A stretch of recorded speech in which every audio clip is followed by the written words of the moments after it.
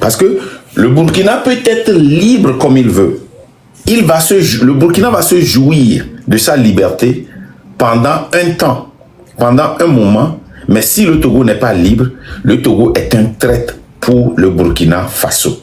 Un impérialiste.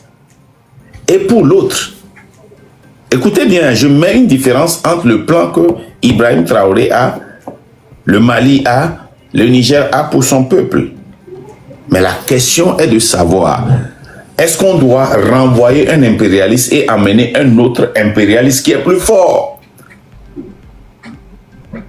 Parce que les États-Unis, la France, l'Angleterre, l'Allemagne, la Russie, la Chine, le Japon, tous ces gens-là, ils ne vont jamais venir aider sans rien faire.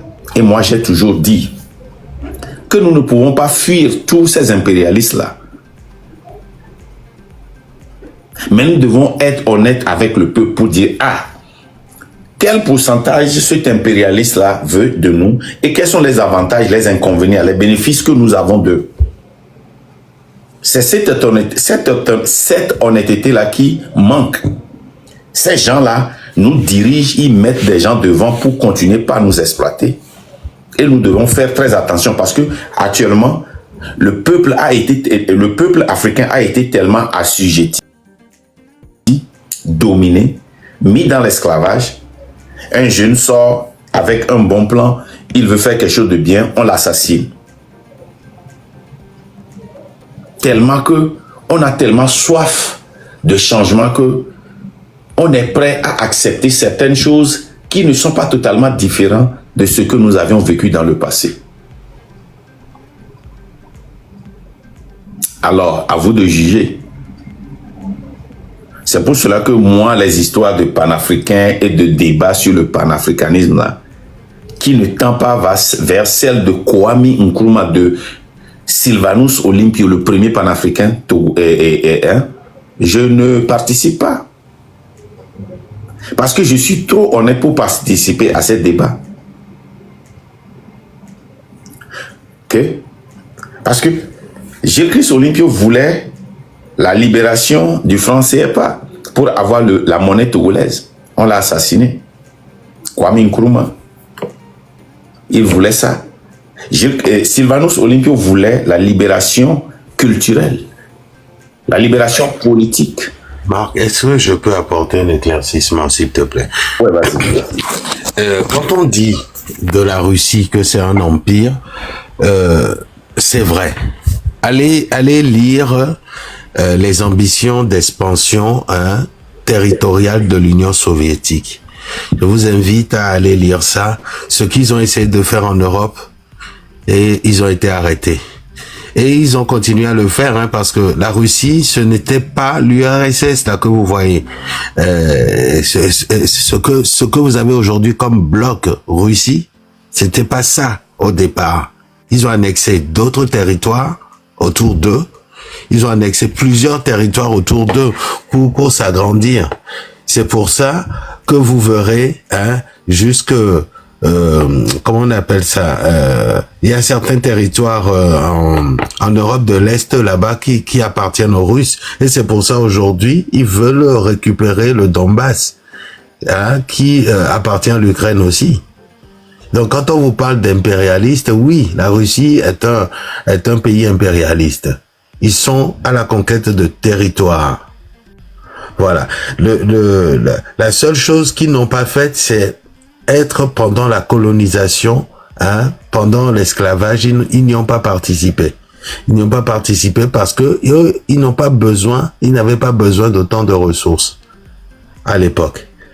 Donc, c'est pas parce qu'ils n'ont pas participé à l'esclavagisme, au colonialisme, qui ne sont pas un État impérialiste. Allez lire l'Empire soviétique, qui inclut l'Europe orientale. Allez lire cela. C'est très important. Cultivez-vous un peu. Je vous en prie. Cultivez-vous. Avant de traiter les gens de menteurs, essayez d'aller lire et de vous cultiver. Merci. Non, le problème, c'est que c'est pour cela, moi, quand je suis venu sur TikTok et j'ai vu la première vague de panafricains qui étaient les enfants des anciens ministres, des anciens présidents qui se promenaient, qui disaient que il faut pas, on ne doit pas, avant de libérer ton pays, il faut libérer l'Afrique. Comment est-ce qu'on peut libérer l'Afrique si les pays individuellement ne sont pas libérés? Comment est-ce qu'on peut le faire? Je ne comprends pas. Ça dit que, on dit que il y a 5, 6, 7 maisons qui brûlent. Tu dois éteindre toutes les maisons ensemble, sinon tu ne peux pas éteindre ta maison. Ça n'a même pas de sens. Ça n'a même pas de sens. Et moi, j'ai toujours prôné que chacun libère son pays. Et quand tu libères ton pays, n'oublie pas que tes voisins, si tes voisins ne sont pas libres, tu ne seras jamais libre. C'est tout. Parce que le Burkina peut être libre comme il veut.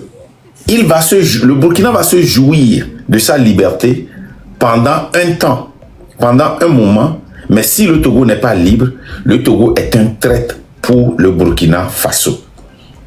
Si le Bénin n'est pas libre, le Bénin serait un traître pour le Burkina Faso. Si la Côte d'Ivoire n'est pas libre, la Côte d'Ivoire serait un traître pour le Burkina Faso. Parce que le Burkina Faso ne peut pas se protéger en regardant chaque jour qu'est-ce qui se passe à la frontière Togo-Burkina.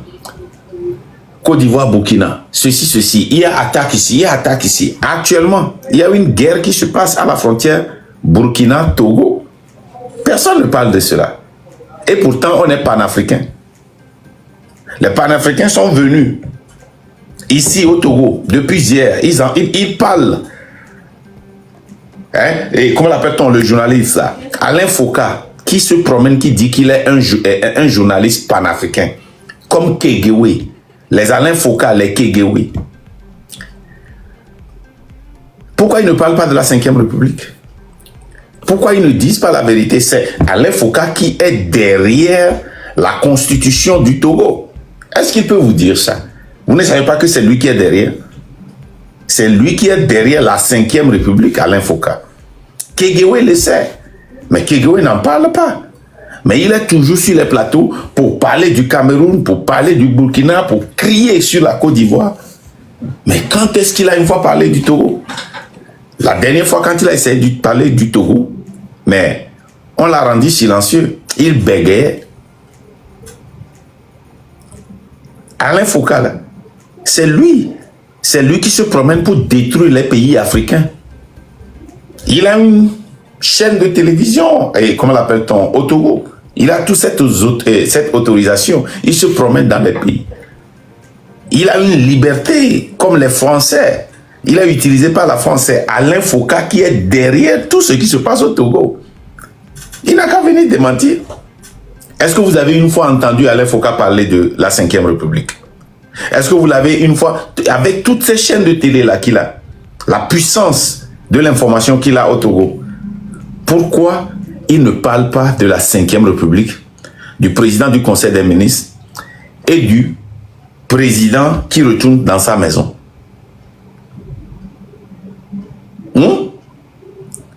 Ces gens-là se promènent, ils vous disent qu'ils sont des panafricains. Mais faites attention, ne faisons pas les erreurs que nos aïeux ont fait. On a signé l'indépendance sur le papier, mais on a oublié de récupérer l'indépendance physiquement. Et on reprend les mêmes erreurs. On est dans l'émotion, AES, panafricanisme, libérer l'Afrique, chasser les Français. Et c'est la France qui est la bête noire.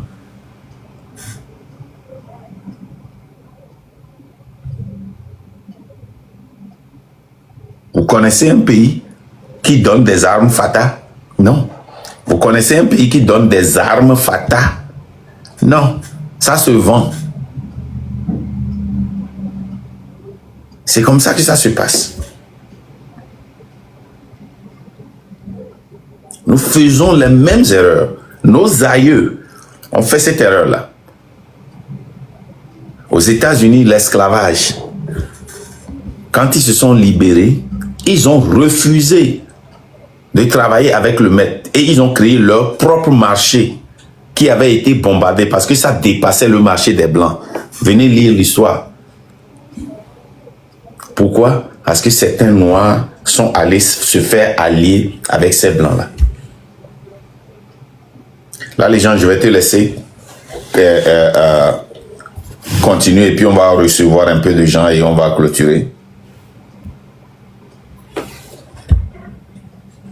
Oui, et effectivement, tu as pratiquement tout dit, hein, tu m'en laisses jamais. Hein. De toute façon, on va faire un live spécial pour décrypter le discours de Faure Gnassingbé, là, le discours de la dette. Non, on va jouer ça ici aussi. On peut le faire ici, oui, ici on a plus de monde d'ailleurs. Moi, j'aimerais venir sur ce discours-là pour qu'on puisse en parler, pour qu'on puisse... un instant, je vais lancer ça et on va décrypter ça ensemble ici parce que ce qu'il a raconté, c'est aberrant. Aujourd'hui, au 21e siècle, où les États veulent s'émanciper, où on parle de véritable panafricanisme, où on parle de l'Afrique pour les Africains et façonné par les Africains, d'autres veulent fonctionner toujours avec l'extérieur. Ce que je trouve aberrant.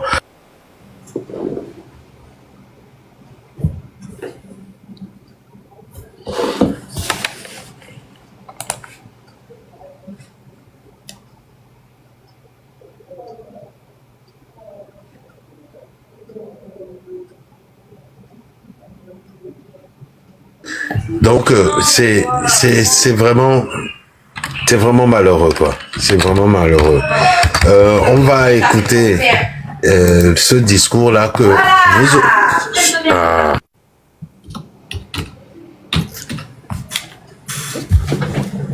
Tu peux m'envoyer ça?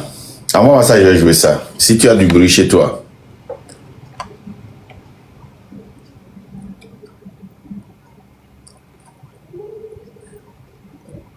Les gars, la restriction, malgré que... Mais le live, là, ça ne monte plus, hein. On a eu 2 restrictions aujourd'hui. Ça va. En fait, je n'arrive pas encore à découper la vidéo, mais je vais aller directement sur... je vais t'envoyer le lien et je vais aller... C'est 2 heures de... Hein, c'est 2 heures de... Ah, 2 heures. Donc, on doit faire un live spécial sur ça si c'est 2 heures. Oui, non, c'est 2 heures de vidéo, mais lui, son intervention, c'est 15 minutes. Donc. Ok, d'accord, on peut écouter son intervention. Je vais juste mettre son... Monsieur le Président de la République du Ghana, chers frères et amis. C'est fort. Non. Monsieur le Président de l'Assemblée nationale, Monsieur le Président du Sénat, Monsieur le Commissaire représentant le Président de la Commission de l'Union africaine, Monsieur le Secrétaire exécutif de la Commission économique pour l'Afrique. Je vais essayer de venir en vidéo. Mesdames et messieurs. Ah, je viens en vidéo. Oui, ok. Oui. Tant mieux. Comme ça, on verra l'expression. On verra l'expression de son visage quand il mentait. Ouais. Il faisait de la lecture. Et tapotez, s'il vous plaît, tapotez.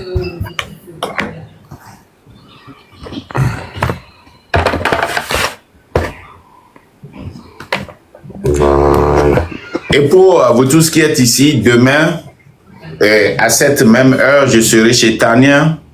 Je serai chez Tania à 10h d'Omaha, ce qui fait 15h à Paris, ou bien 15h à Lomé, je ne sais pas. On sera chez Tania à 17h de France. À 17h de France, 17h 15h à Lomé. Effectivement. 15h à Lomé. Ok. Voilà, Tania TV, vous la connaissez tous. On fera, ce ne sera pas un débat, mais ce sera un interview.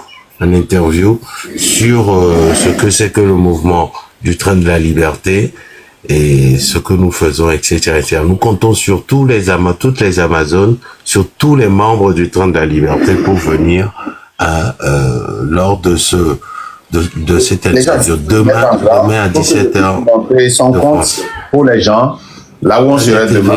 Tout le monde la connaît, je te jure. Ah, tout le monde la connaît, ok? Tania TV. Oui, Tania, attends, tout le monde la connaît. Tout le monde la connaît. Attends, je réduis. Ouais. Tania TV, ça, tout le monde la c'est connaît. Tania TV, c'est là-bas on sera demain. Donc, on sera chez Tania TV demain pour parler du Togo. Il y aura beaucoup de questions, donc préparez vos questions et ne venez pas pour blaguer parce que si vous venez pour blaguer, voilà. On va pas le quiz, vous entretenir. C'est ça. Le quiz a été reporté jusqu'au mercredi 21. Donc, pas celui-ci, mais le mercredi prochain, mercredi 21 mai 2025, à partir de 15h de France. Le quiz a été reporté à mercredi 21. Merci. Je le redis encore parce qu'on l'a dit plusieurs fois dans les lives.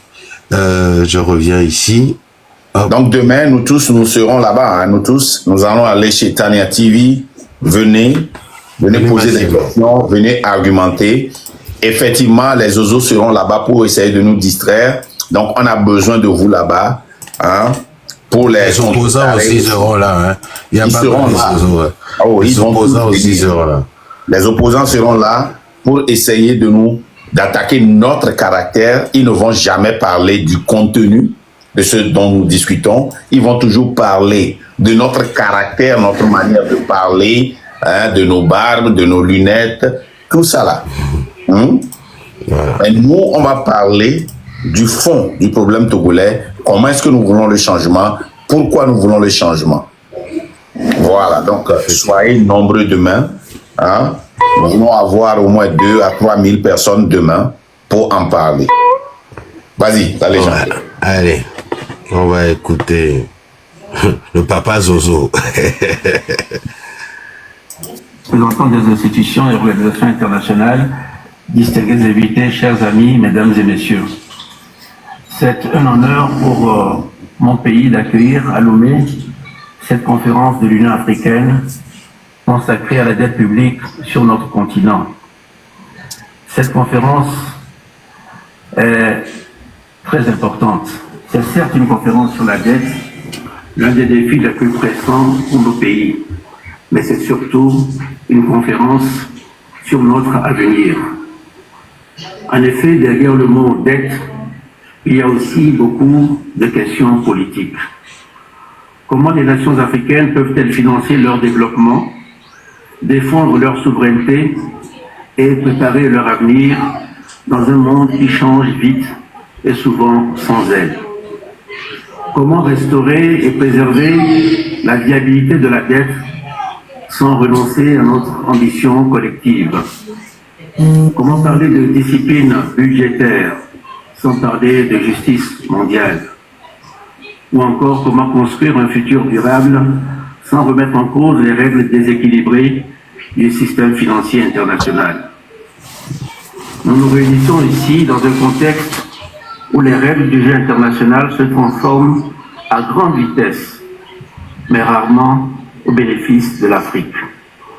C'est pourquoi nous devons aujourd'hui poser des questions fondamentales sur ce qu'est véritablement une dette soutenable, sur ce que signifie la souveraineté financière et sur les responsabilités partagées en Afrique et au-delà. À toutes ces questions, nous devrons répondre avec lucidité, avec courage et avec unité. C'est dans cet esprit que je voudrais partager 5 réflexions. D'abord, la dette en Afrique est une crise silencieuse mais structurelle. En effet, le surendettement africain n'est plus un risque. Il est une réalité quotidienne. On l'a dit, plus de 20 pays africains sont aujourd'hui en situation de détresse ou à haut risque, alors même que nos besoins de financement sont immenses, urgents et légitimes. Qu'il s'agisse de la santé, de l'éducation, de la sécurité ou encore du climat. Pourtant, depuis 20 ans, Nous reconnaissons tous que les États ont fait des efforts considérables. Nous avons engagé des réformes de bonne gouvernance, renforcé nos systèmes de gestion publique, amélioré la transparence budgétaire. Mais malgré cela, en 2024, comme mes prédécesseurs l'ont rappelé, nous avons dû débourser des dizaines de milliards pour le service, des dizaines de milliards de dollars pour le service de la dette. Et souvent bien plus que ce que nous consacrons au système de santé et d'éducation. Pourtant, il ne s'agit pas d'une fatalité économique. C'est plutôt le résultat d'un système dans lequel les règles sont pensées ailleurs, pour d'autres priorités. Il est temps de passer d'une logique de surveillance à une logique de confiance. Un partenariat sincère doit reposer sur la confiance mutuelle, pas sur la défiance structurelle. Nous devons donc, et c'est mon deuxième point, reposer les termes du débat. La viabilité de la dette ne peut être une camisole budgétaire imposée de l'extérieur. Il me semble que les cadres d'analyse de la dette aujourd'hui en vigueur sont largement obsolètes, voire contre-productifs. En effet, les indicateurs sont inadaptés, les modèles trop conservateurs et les critères de soutenabilité tiennent plus de l'automatisme technique que du bon sens politique. Les méthodologies actuelles sont conçues pour contraindre, non pas pour accompagner. Souvent, elles sous-estiment les recettes, surestiment les risques et créent un effet autoréalisateur de resserrement budgétaire. Elles produisent presque systématiquement des prévisions pessimistes, générant une spirale d'ajustement permanent et même d'austérité préventive, qui bride finalement notre capacité à investir dans l'avenir. Pire, elles pénalisent les pays qui innovent, qui investissent, qui prennent des risques pour le développement. Elles deviennent même parfois des prophéties autoréalisatrices. À force de demander des coupes budgétaires, on détruit les conditions mêmes de la croissance. On constate aujourd'hui l'assèchement progressif de l'aide extérieure, la hausse des taux d'intérêt, les incertitudes géopolitiques mondiales et la réduction des financements climatiques. On ne peut plus continuer à appliquer une telle grille conservatrice quand nos pays sont en réalité confrontés à des obligations de transformation urgentes. Il faut donc discuter avec les institutions financières internationales des critères qu'elles utilisent. Pour cela, l'Afrique a besoin d'une nouvelle doctrine de la dette. Une doctrine où l'endettement n'est pas considéré comme un mal en soi, mais comme un outil de transformation, à condition d'être bien utilisé et bien encadré, comme l'a souligné le président Mahama. Nous ne pouvons plus accepter que nos États soient évalués uniquement à travers la taille de leur déficit et sans tenir compte des efforts réalisés pour préparer l'avenir. Il faut intégrer dans les raisonnements la qualité de nos investissements et leur rentabilité sociale, la contribution à la résilience climatique comme la diversification économique. Une approche plus dynamique de la viabilité de la dette est possible. C'est une approche qui prend en compte le cycle des investissements, la stabilisation régionale et les effets de levier à long terme. Ceci me conduit à mon troisième point. Repenser la gestion de la dette, c'est aussi refuser l'hypocrisie sécuritaire. On ne peut pas exiger la paix sans nous permettre de la financer. Le lien entre dette et sécurité est trop souvent, beaucoup trop souvent ignoré. Or, il est à mon sens fondamental. Une dette est-elle soutenable si elle empêche un État d'investir dans la sécurité de ses citoyens? Une dette est-elle soutenable si elle interdit à une nation d'adapter son agriculture au changement climatique? Une dette est-elle soutenable si elle prive sa jeunesse d'avenir?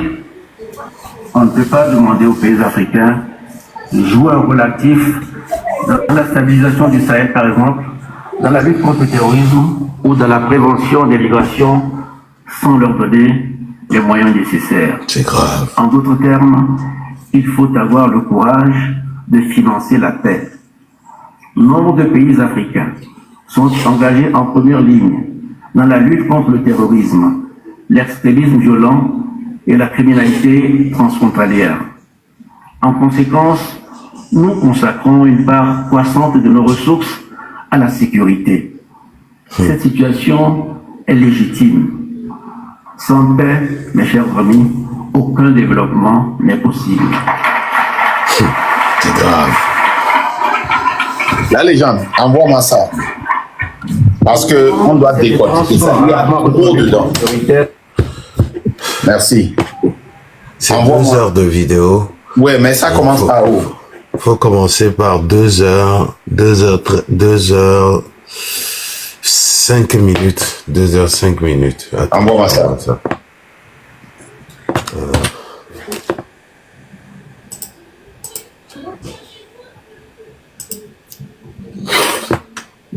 Non, mais il a dit trop de conneries, quoi. Alors que Trop. c'est du n'importe quoi. Il dit la dette est un défi pressant sur l'avenir de l'Afrique. C'est vrai.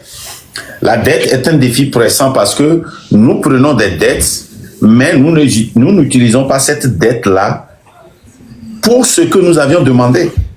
Nous avons reçu des dettes pour construire et pour amener de l'eau à l'intérieur du Togo. Pas une seule fois nous avions construit un puits. Nous avions reçu des dettes pour construire des autoroutes. On n'a pas une seule autoroute. Nous avons, comment l'appelle-t-on, reçu des dettes. Pour faire quoi? Pour amener, comment l'appelle-t-on, pour améliorer l'Internet. On n'a jamais utilisé ça. C'est ça. Togo, Togo, un financement de 100 millions de dollars pour accélérer la transformation numérique. Numérique. 18 décembre 2024. Hein. Ça, c'est en 2024. Mais on avait reçu déjà en 2023. Oui, on va aller sur la liste après. Hein? Ça, c'est en 2024 qu'on a reçu ça. Qu'est-ce qui a changé au Togo? Et quand il dit que nous continuons pas, la dette surmonte. Oui, si tu prends 100 000 francs CFA au taux d'intérêt de 2%, ça veut dire que quoi? Ça veut dire que tu paies 102 tu as maintenant une dette de 102 000. Mais si tu ne paies pas, les 102 000 là redeviennent la dette. Et si tu paies 2% sur 102 000 francs, ça ne peut plus être 102 000 francs. Et c'est comme ça que la dette continue pas à s'augmenter.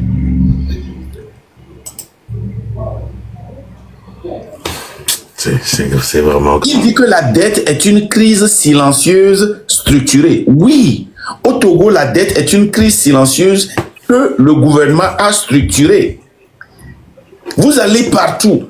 Vous allez sur n'importe quel site de n'importe quelle organisation financière.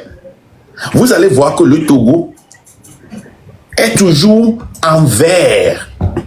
Quand d'autres pays qui sont plus développés que le Togo sont en rouge ou en orange ou en jaune, le Togo est toujours en vert. Maintenant, ces 100 millions de dollars que nous avions pris pour, comment l'appelle-t-on, structurer notre Internet et autres là. Est-ce qu'on n'arrive pas à développer ça? Mais allez voir, c'est coché en vert. C'est coché en vert. Et c'est pas tout, hein. C'est pas tout, hein. Les données sont là, hein. Financement de la deuxième politique de développement durable et inclusif du Togo. C'est déboursé, hein, le 10 décembre 2024.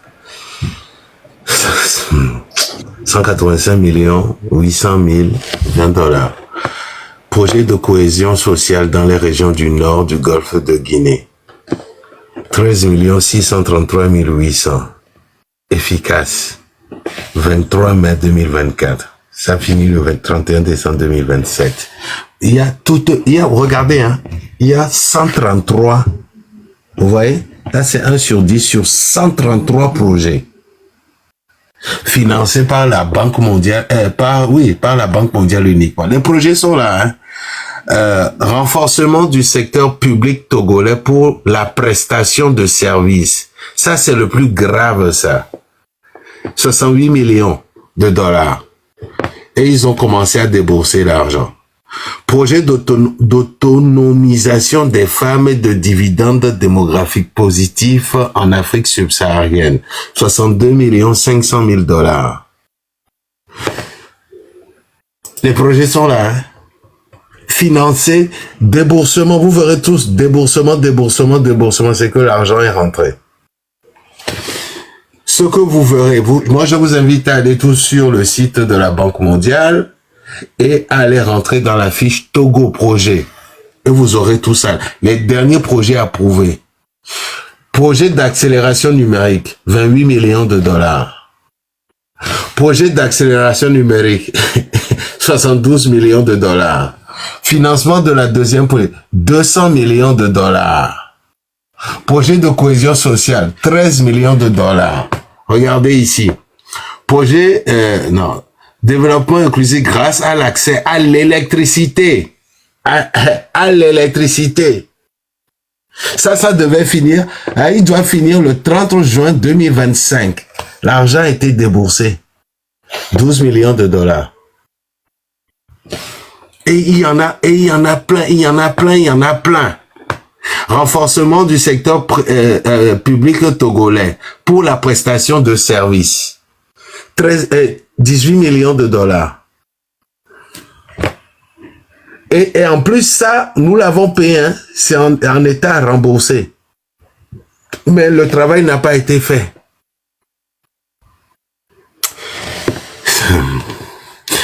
Projet de filet de sécurité de services de base, 29 millions de dollars. Ça, c'était depuis le 30 juin 2023, c'est fini. Entièrement décaissé. 29 millions de dollars. On te donne l'argent, après tu viens te plaindre parce que tu n'arrives pas à payer, parce que tu n'as pas fait ce que tu as dit avec l'argent. Qu'est-ce qu'ils ont écrit aussi? Amélioration des systèmes régionaux de surveillance des maladies. 33 millions de dollars. 33 millions, entièrement décaissés. Et c'est fini depuis le 30 septembre 2016. De quoi vous me parlez? Hein? Projet d'accélération numérique, encore. Ça, c'était en 2012. Hein? Accélération numérique, là, vous voyez ici, 28 millions de dollars, ici. Et un autre projet, ils ont fait le même projet, 14 millions de dollars, entièrement décaissé. Ça, c'était fini le 31 juillet 2017. Entièrement décaissé. Et ils ont encore pris. Nous sommes sur la base de données. 2024. Voilà. Nous sommes sur... Et ils ont encore pris un autre en 2024. 28 millions de dollars. Et nous sommes sur la base de données parce que eux, quand ils donnent, ils le marquent et ils l'affichent. C'est comme ça les règles. C'est ça qui les met dedans. Hein? Regardez ça. Développement inclusif grâce à l'électricité. 175 millions de dollars. Entièrement décaissés. Ça, c'est depuis 2009. Les gars, vous nous prenez... Quand vous écoutez ce discours-là,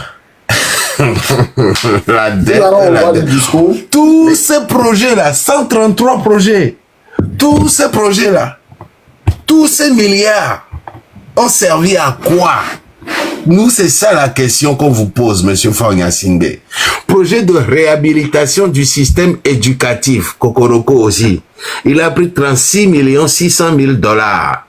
Ça s'est terminé entièrement remboursé. Ça s'est terminé en 2001.